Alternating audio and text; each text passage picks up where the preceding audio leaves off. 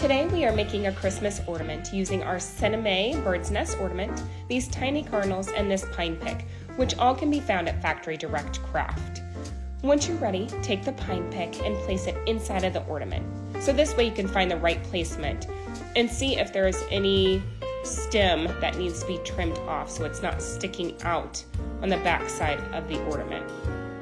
Once you're ready, you can pull the pick back out and trim some of the needles that are sticking upright. So that way it kind of cleans it up once inside.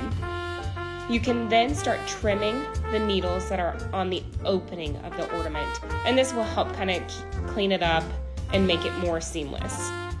Here I had a couple needles still sticking up, so I wanted to trim those real quick.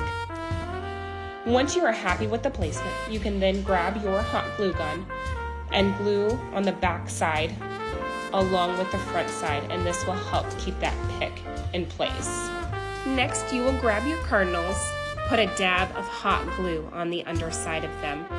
Get them placed inside of the ornament, sitting on the pine pick where you would like. You will need to press them down firmly until they're dry, so that way they're held in place. And there you have it. This Christmas ornament is super simple and it's ready to be hung. Happy crafting!